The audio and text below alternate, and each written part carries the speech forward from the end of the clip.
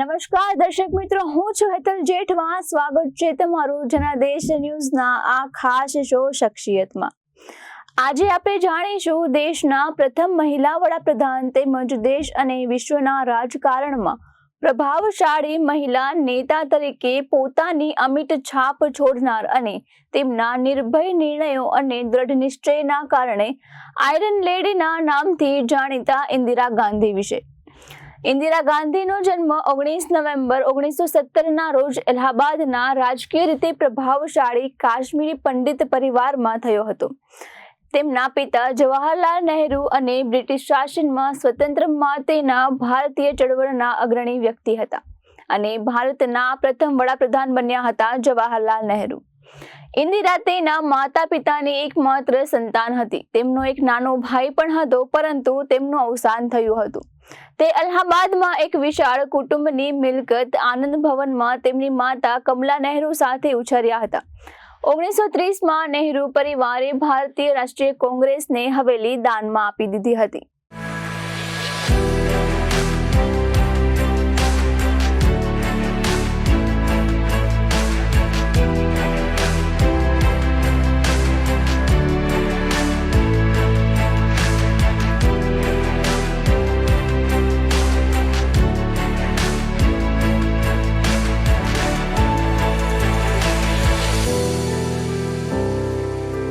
દાનમાં આપેલી હવેલીનું નામ બદલીને સ્વરાજ ભવન રાખ્યું હતું. કુટુંબના નિવાસસ્થાન તરીકે સેવા આપવા માટે નજીકમાં એક નવી હવેલી બનાવવામાં આવી હતી અને તેને જૂના આનંદ ભવનનું નામ આપવામાં આવ્યું હતું.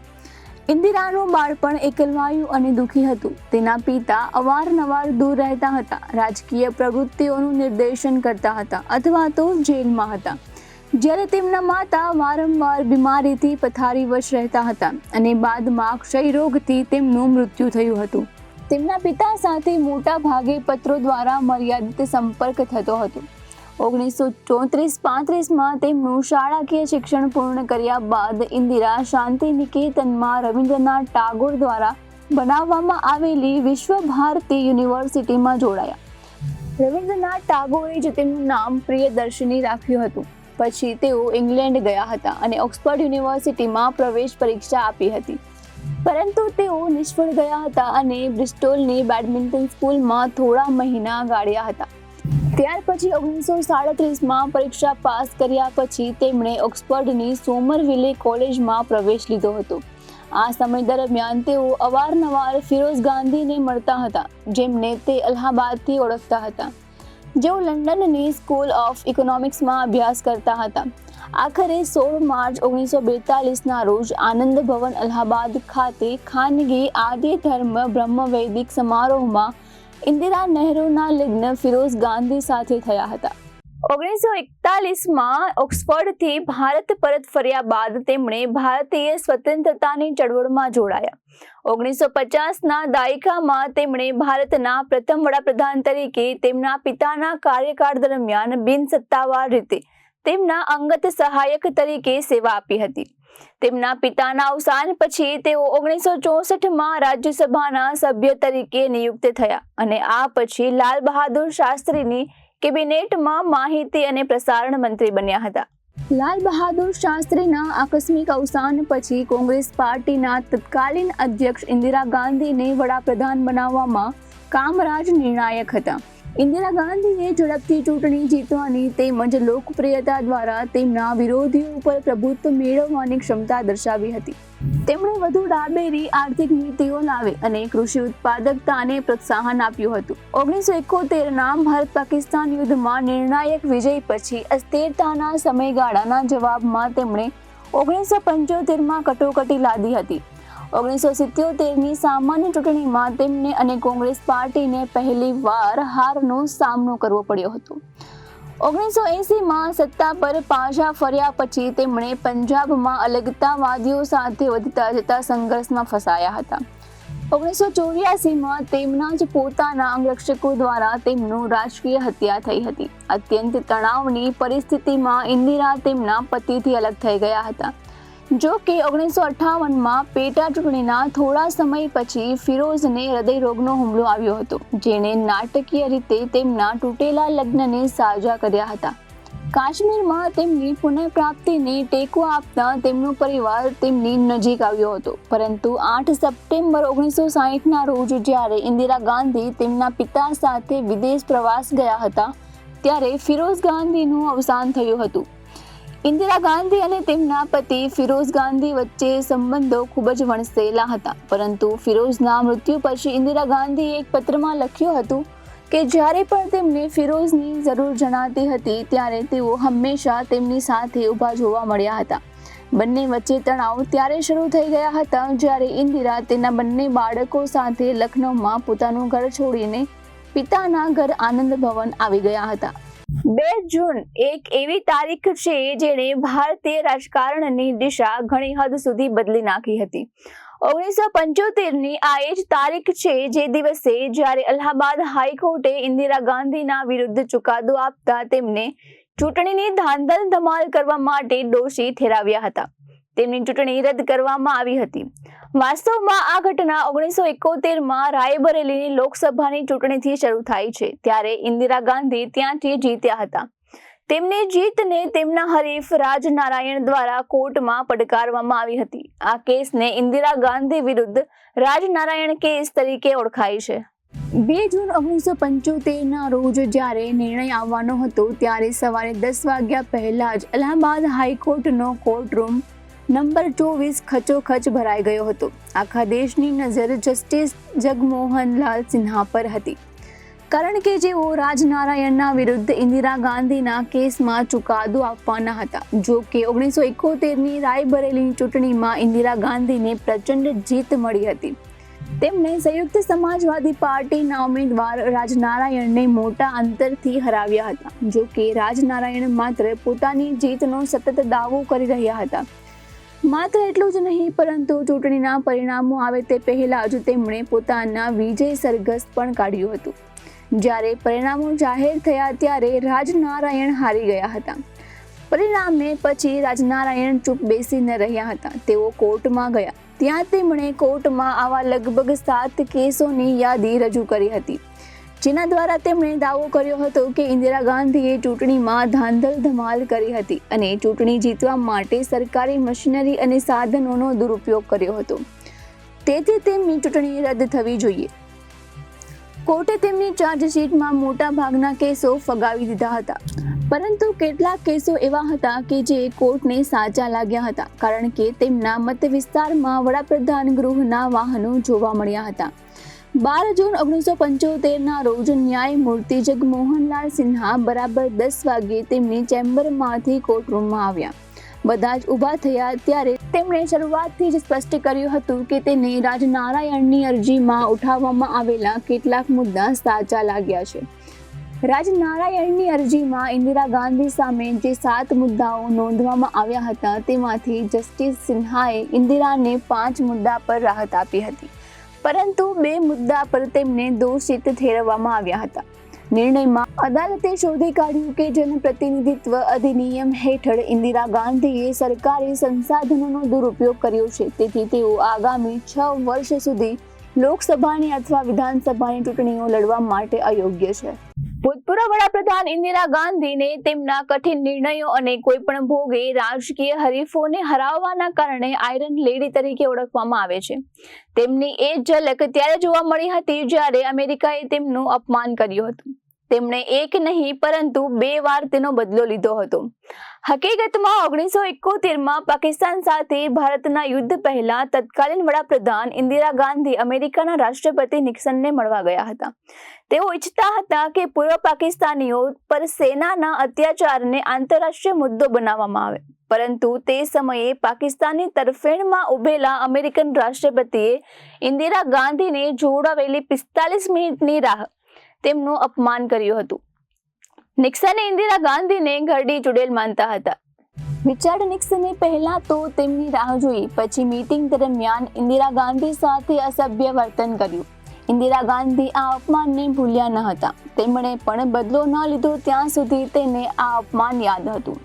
હકીકતમાં તે સમયે પાકિસ્તાનની સેનાના અત્યાચારોના કારણે પૂર્વ પાકિસ્તાનના લોકો સરહદ પાર કરીને ભારતમાં આશરો લઈ રહ્યા હતા. આનાથી ભારત પર બિનજરૂરી રીતે બોજ વધી રહ્યો હતો. ઇન્દિરા ગાંધીએ પાકિસ્તાનની સેનાના દુષ્કૃત્યોને દુનિયા સામે ઉજાગર કરવાના તમામ શક્ય પ્રયાસો કર્યા હતા. તે સમયે રિચાર્ડ નિક્સને ઇન્દિરા ગાંધીની દરેક વાતને અવગણી હતી. તે સમયે નિક્સને અમેરિકાના સેક્રેટરી ઓફ સ્ટેટ હેનરી કિસિંજરને પૂછ્યું હતું કે ઇન્દિરા ગાંધી ભારતમાં પ્રવેશતા બાંગ્લાદેશી શરણાર્થીઓને કેમ ગોળી નથી મારતા. 1971માં અમેરિકા કાં તો અમારી સાથે છો અને કાં તો અમારી વિરુદ્ધની નીતિ પર કામ કરતું હતું. ઇન્દિરા ગાંધી વડાપ્રધાન બન્યા પછી અને સોવિયત સંઘ સાથે ભારતની વધતી જતી નિકટતા પછી અમેરિકા ખૂબ જ નારાજ હતું. નિક્સન પણ ઇન્દિરા ગાંધી કરતાં પાકિસ્તાનના પ્રમુખ આગા મોહમ્મદ યાહ ખાનને વધુ પસંદ કરતા હતા. તેથી જ 1971ના ભારત પાકિસ્તાનના યુદ્ધમાં અમેરિકાએ પાકિસ્તાનનો સાથ આપ્યો હતો. યુદ્ધના અંત અને બાંગ્લાદેશની રચનાના થોડા સમય પછી જ્યારે નિક્સનના કાર્યકાળની ટેપ સાર્વજનિક થઈ હતી ત્યારે ખબર પડી હતી કે તેઓ ઇન્દિરા ગાંધી માટે અપશબ્દોનો ઉપયોગ કરતા હતા. ભારત પાકિસ્તાનના યુદ્ધ પહેલા નવેમ્બર 1971માં ઇન્દિરા ગાંધી નિક્સનને મળવા ગયા હતા ત્યારે તેમણે કડક ચેતવણી આપવામાં આવી હતી કે જો ભારત પૂર્વ પાકિસ્તાનમાં લશ્કરી કાર્યવાહી કરવાની હિંમત કરશે તો તેના પરિણામો સારા નહીં આવે. ભારતે પસ્તાવાનો વારો આવશે. ઇન્દિરા ગાંધીએ નિક્સનની આ ચેતવણી પ્રત્યે એવું વલણ રાખ્યું કે જાણે તેના પર તેમની કોઈ જ અસર નથી થઈ. ઇન્દિરા ગાંધી વિશે બધા કહેતા હતા કે તેમણે તેમના સન્માન સાથે ક્યારેય પણ સમાધાન કર્યું નથી. અમેરિકાની મુલાકાત પહેલા તેમણે સપ્ટેમ્બરમાં સોવિયત સંઘની પણ મુલાકાત લીધી હતી. ભારતને લશ્કરી પુરવઠાની સાથે મોસ્કોના રાજકીય સમર્થનની અત્યંત જરૂર હતી, જે તેણે અમેરિકા જતા પહેલા જ મેળવી લીધી હતી. કેથરીન ફ્રેન્ક તેમના ઇન્દિરા ગાંધીના જીવન ચરિત્રમાં લખે છે કે ભારતના ત્યારના વડાપ્રધાને ખૂબ સંયમ રાખ્યો હતો. તેમણે અપમાનનો બદલો લેવા માટે યોગ્ય તકની રાહ જોઈ હતી. બાંગ્લાદેશની રચના બાદ અમેરિકા સાથેની પહેલી મુલાકાતમાં તેમણે અમેરિકા પાસેથી પોતાના અપમાનનો બદલો લીધો હતો. ઇન્દિરા ગાંધીએ આ બેઠકમાં પાકિસ્તાનનો ઉલ્લેખ સુદ્ધા નહોતો કર્યો. તેમણે નિક્સનને અમેરિકાની વિદેશ નીતિ વિશે ખૂબ જ તીક્ષ્ણ પ્રશ્નો પૂછ્યા હતા. ઇન્દિરાએ નિક્સન સાથે એવી રીતે વાત કરી હતી જેમ કોઈ પ્રોફેસર નબળા વિદ્યાર્થી સાથે વાત કરતા હોય. નિક્સન જવાબ આપવામાં અસમર્થ હતા. આવી સ્થિતિમાં તેમણે પોતાનો ગુસ્સો ગળી જવો પડ્યો. મીટિંગ બાદ કિસિંજરે નિક્સનની પ્રશંસા કરી હતી અને ઇન્દિરા ગાંધીની અવગણના કરી હતી. ગિરિબાસના પુસ્તક the blood Telegram India secret war in East પાકિસ્તાનમાં લખેલું છે કે મીટિંગ પછી નિક્સને પોતાની પીઠ પર થપ્પો માર્યો અને કહ્યું કે અમે તે મહિલાને નાની નાની બાબતો પર થોડી છૂટ આપી હતી, પરંતુ અમે વાસ્તવિક મુદ્દાઓ પર નમ્યા જ નથી. તેના પર કિસિંજરે કહ્યું હતું કે તેને ચારે બાજુથી ઘેરી લીધો હતો. તમે તેની સાથે ખૂબ જ કઠોર ન બનવાનું સારું કાર્ય કર્યું છે, નહીંતર તેઓ રડતા રડતા પાછા ભારત આવી ગયા હોત. પુસ્તકમાં લખવામાં આવ્યું છે કે ઉલટું આ સભામાં ઇન્દિરા ગાંધીએ રિચાર્ડ નિક્સન અને હેનરી કિસિંજરની તેમની નીતિઓને લઈને આકરી ટીકા કરી હતી. વરિષ્ઠ પત્રકાર સાગરિકા ઘોષ તેમના પુસ્તક ઇન્ડિયાઝ મોસ્ટ પાવરફુલ પ્રાઇમ મિનિસ્ટરમાં લખે છે કે યુદ્ધ પછી નિક્સને ઇન્દિરા ગાંધીના સન્માનમાં ભોજન સમારંભનું પણ આયોજન કર્યું હતું.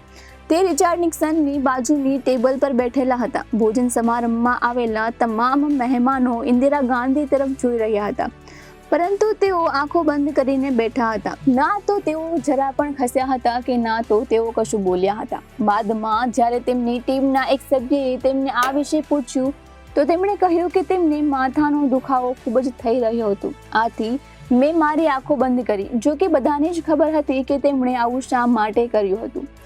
નિક્સનના અપમાનનો આ બીજો વળતો જવાબ હતો. પીપલ્સ રિપબ્લિક ઓફ ચાઇના તરફથી પરમાણુ ખતરાને ધ્યાનમાં રાખી અને બે મુખ્ય મહાસત્તાઓની દખલગીરીમાં રસ, જે તેમને લાગ્યું કે ભારતની સ્થિરતા અને સુરક્ષા માટે અનુકૂળ નથી. ઇન્દિરા ગાંધી પાસે હવે રાષ્ટ્રીય પરમાણુ કાર્યક્રમ હતો. તેમણે પાકિસ્તાનના નવા રાષ્ટ્રપતિ અલી ભુટ્ટોને 1 સપ્તાહ સુધી ચાલનારી સિમલા સમિટમાં આમંત્રણ આપ્યું હતું. વાટાઘાટો નિષ્ફળ જવાની નજીક હોવાથી બંને રાજ્યોના વડાએ આખરે સિમલા કરાર પર હસ્તાક્ષર કર્યા, જેના પરિણામે બંને દેશોએ વાતચીત અને શાંતિપૂર્ણ માધ્યમો દ્વારા કાશ્મીર વિવાદને ઉકેલવા માટે પ્રતિબદ્ધતા દર્શાવી હતી. કેટલાક ટીકાકારોએ ઇન્દિરા ગાંધીની લાઇન ઓફ કંટ્રોલને કાયમી સરહદ ન બનાવવા બદલ ટીકા કરી હતી, જ્યારે અન્ય લોકોનું માનવું હતું કે પાકિસ્તાન પ્રશાસિત કાશ્મીરને પાકિસ્તાનના નિયંત્રણમાંથી બહાર લઈ જવું જોઈતું હતું. જ્યારે 93,000 પાકિસ્તાની યુદ્ધ કેદીઓને ભારતના નિયંત્રણ હેઠળ રાખવામાં આવ્યા હતા, પરંતુ આ સમજૂતીએ સંયુક્ત રાષ્ટ્ર અથવા કોઈ પણ તૃતીય પક્ષ દ્વારા તત્કાલીન હસ્તક્ષેપને નકારી કાઢ્યો હતો અને નજીકના ભવિષ્યમાં પાકિસ્તાન દ્વારા કોઈ પણ મોટો હુમલો કરવાની શક્યતાને ઘણી ઓછી કરી દીધી હતી. સંવેદનશીલ મુદ્દા પર ભુટ્ટો પાસેથી સંપૂર્ણ શરણાગતિની માંગ ન કરીને તેમણે પાકિસ્તાનને સ્થિર અને સામાન્ય થવાનો મોકો આપ્યો હતો. વર્ષોથી અટવાયેલા અનેક સંપર્કો દ્વારા વેપાર સંબંધો ફરીથી સામાન્ય થયા હતા. 1974માં સ્માઇલિંગ બુદ્ધાના અનૌપચારિક ઉપનામ હેઠળ ભારતે રાજસ્થાનના રણમાં પોખરણની નજીક ભૂગર્ભમાં પરમાણુ પરીક્ષણ સફળતાપૂર્વક હાથ ધર્યું હતું. શાંતિપૂર્ણ હેતુઓ માટેના પરીક્ષણનું વર્ણન કરીને ભારત વિશ્વની સૌથી નવી પરમાણુ શક્તિ બન્યું હતું. થોડા મહિનાઓમાં 2 વિપક્ષ શાસિત રાજ્યો ગુજરાત અને તમિલનાડુ પર રાષ્ટ્રપતિ શાસન લાદવામાં આવ્યું હતું, જેના પરિણામે સમગ્ર દેશને સીધા કેન્દ્રીય શાસન હેઠળ લાવવામાં આવ્યો હતો. પોલીસને કર્ફ્યુ લાગુ કરવાની અને અનિશ્ચિત સમય માટે નાગરિકોની અટકાયતમાં લેવાની ક્ષમતા આપવામાં આવી હતી. તમામ પ્રકાશનો અને માહિતી અને પ્રસારણ મંત્રાલયના પર્યાપ્ત સેન્સરશિપ શાસન હેઠળ લાવવામાં આવ્યા હતા. ઇન્દર કુમાર ગુજરાલ, ભાવિ વડાપ્રધાન, પોતે સંજય ગાંધીની તેમના કામમાં દખલગીરીના વિરોધમાં માહિતી અને પ્રસારણ પ્રધાન તરીકે રાજીનામું આપ્યું હતું. આખરે તોડાઈ રહેલી વિધાનસભાની ચૂંટણીઓ અનિશ્ચિત સમય માટે મુલતવી રાખવામાં આવી હતી અને સંબંધિત રાજ્યના રાજ્યપાલની ભલામણ પર રાજ્ય સરકારને બરતરફ કરવાની બંધારણીય જોગવાઈના પ્રકાશમાં તમામ વિરોધ શાસિત રાજ્ય સરકારોને બરતરફ કરવામાં આવી હતી. દેસાઈ વડાપ્રધાન બન્યા અને 1969ની સરકારની પસંદગી નીલમ સંજીવા રેડ્ડીને રાષ્ટ્રપતિ બનાવવામાં આવ્યા. 1978ની પેટા ચૂંટણી જીતી ત્યાં સુધી તેઓ પોતાને આવક વિહોણા અને બેઘર જણાયા હતા. 1977ની ચૂંટણીમાં પ્રચારમાં કોંગ્રેસ પક્ષમાં વિભાજન જોવા મળ્યું હતું. જગજીવન રામ જેવા સમર્થકોએ તેમનો સાથ છોડી દીધો હતો. કોંગ્રેસનો ગાંધી પક્ષ હવે સંસદમાં સત્તાવાર વિરોધી પક્ષ તરીકે ખૂબ જ નાનો સમૂહ હતો. જનતા સરકારના ગૃહપ્રધાન ચૌધરી ચરણસિંહ ગઠબંધન વિવિધ પક્ષો વચ્ચેના ઝઘડાને કારણે શાસન ચલાવવામાં અસમર્થ હતા. તેમણે ઇન્દિરા ગાંધી અને સંજય ગાંધીની અનેક આરોપો પર ધરપકડ કરવાનો આદેશ આપ્યો હતો, જેમાંથી કોઈ પણ ભારતીય કોર્ટમાં સાબિત કરવું સરળ ન હતું. આ ધરપકડનો અર્થ એ હતો કે ઇન્દિરા ગાંધીને આપમેળે સંસદમાંથી હાંકી કાઢવામાં આવ્યા હતા, પરંતુ આ વ્યૂહરચના એક આપત્તિ બની ગઈ હતી. તેમની ધરપકડ અને લાંબી અજમાયશોએ તેમના ઘણા લોકો તરફથી સહાનુભૂતિ પ્રાપ્ત કરી હતી, જેઓ માત્ર 2 વર્ષ અગાઉ તેમની સરમુખિયા તરીકે ડરતા હતા. જનતા ગઠબંધન માત્ર શ્રીમતી ગાંધીના ધિક્કારથી એક થયું હતું. સરકાર ક્ષુલ્લક મુદ્દાઓ પર ઝઘડામાં ફસાઈ ગઈ હતી અને ગાંધીની આ પરિસ્થિતિનો ઉપયોગ તેમની તરફેણમાં કરી શક્યા હતા. તેમણે ફરીથી ભાષણો આપવાનું શરૂ કર્યું, કુશળતાપૂર્વક કટોકટી દરમિયાન કરવામાં આવેલી ભૂલો માટે માફી માંગી. જૂન 1979માં દેસાઈએ રાજીનામું આપ્યું અને શ્રીમતી ઇન્દિરા ગાંધી કોંગ્રેસ બહારથી તેમની સરકારને ટેકો આપશે તેવું વચન આપ્યા પછી રેડ્ડી ચરણસિંહે વડાપ્રધાન તરીકે નિયુક્ત કર્યા હતા. ટૂંકા અંતરાલ પછી તેમણે તેમનો પ્રારંભિક ટેકો પાછો ખેંચી લીધો અને રાષ્ટ્રપતિ રેડ્ડીએ 1979ના શિયાળામાં સંસદનું વિસર્જન કર્યું. ત્યાર પછીના જાન્યુઆરીમાં યોજાયેલી ચૂંટણીમાં કોંગ્રેસ બહુમતી સાથે સત્તામાં પાછી આવી હતી. ઇન્દિરા ગાંધીને લેનિન શાંતિ પુરસ્કાર 1983-84 પણ એનાયત કરવામાં આવ્યો હતો.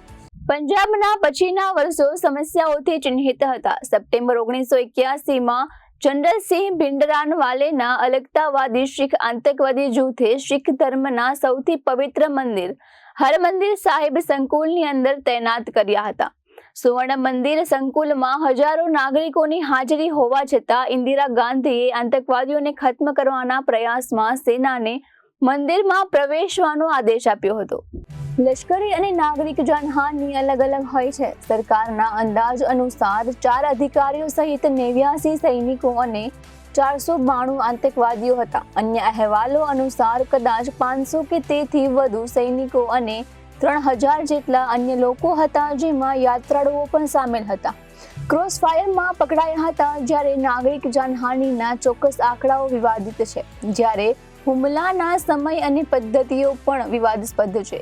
ઇન્દિરા ગાંધીના 2 અંગરક્ષકો સત્યવતસિંહ અને બેઅંતસિંહ બંને શીખોએ 31 ઓક્ટોબર 1984ના રોજ નવી દિલ્હી ખાતેના વડાપ્રધાનના નિવાસસ્થાનના બગીચામાં તેમના સેવા શસ્ત્રો વડે ઇન્દિરા ગાંધીની રાજકીય રીતે હત્યા કરી હતી. બ્રિટિશ અભિનેતા પીટર ઉસ્તિનોવ જ્યારે ઇશરીઝ ટેલિવિઝન માટે એક દસ્તાવેજી ફિલ્મનું શૂટિંગ કરી રહ્યા હતા, ત્યારે તેમનો ઇન્ટરવ્યૂ લેવામાં આવ્યો હતો, જેમાં તેણે સતવંતસિંહ અને બેઅંતસિંહ દ્વારા રક્ષિત એક નાનકડો દસ્તાવેજ પસાર કર્યો હતો. ઘટનાના તરત જ પછી ઉપલબ્ધ માહિતી અનુસાર બેઅંતસિંહ તેના બાજુના હથિયારનો ઉપયોગ કર્યો હતો અને તેના પર 3 રાઉન્ડ ફાયરિંગ કર્યું હતું, અને સતવંતસિંહે સ્ટેન કાર્બાઇનનો ઉપયોગ કર્યો હતો અને તેના પર 22 રાઉન્ડ ફાયરિંગ કર્યા હતા. બેઅંતસિંહને તેના અન્ય અંગરક્ષકો દ્વારા ગોળી મારી હતી અને સતવંતસિંહને ગોળી મારીને ધરપકડ કરવામાં આવી હતી. તેમની સરકારી કારમાં તેમને હોસ્પિટલ લઈ જતા રસ્તામાં જ તેમનું મૃત્યુ થયું હતું, પરંતુ કલાકો સુધી તેમનું મૃત્યુ જાહેર ન થયું હતું. તેમને all India institute of medical science લઈ જવામાં આવ્યા હતા, જ્યાં ડોક્ટરોએ તેમનું ઓપરેશન કર્યું હતું. તે સમયે સત્તાવાર રીતે 29 ગોળીઓ બહાર કાઢવાના ઘા હતા અને અન્ય કેટલાક અહેવાલો પ્રમાણે શરીરમાંથી 31 ગોળીઓ દૂર કરવામાં આવી હતી. તેમનો અંતિમ સંસ્કાર 3 નવેમ્બરના રોજ રાજઘાટ પાસે થયો હતો. તે જગ્યાને શક્તિ સ્થળ તરીકે ઓળખાય છે. તેમના મૃત્યુ પછી સાંપ્રદાયિક અશાંતિ નવી દિલ્હી તેમજ કાનપુર, આસનસોલ, ઇન્દોર તેમજ ભારતના અન્ય શહેરોને ઘેરી લીધા હતા. હજારો શીખોના મૃત્યુ પણ થયા હતા. ગાંધીજીના મિત્ર અને જીવન ચરિત્રકાર પુપુલ જયકરે ઇન્દિરા ગાંધીના તણાવ અને ઓપરેશન બ્લુ સ્ટાર અંગે પૂર્વધારણાઓ કરી હતી. આજના એપિસોડમાં બસ આટલું જ. ઉમ્મીદ છે આ એપિસોડ તમને ખૂબ જ ગમ્યો હશે. આવતીકાલે ફરી મળીશું શખ્સિયતની એક નવી કહાની સાથે. દેશ અને દુનિયાની ખબરો માટે આપ જોતા રહો જનાદેશ ન્યૂઝ. નમસ્કાર.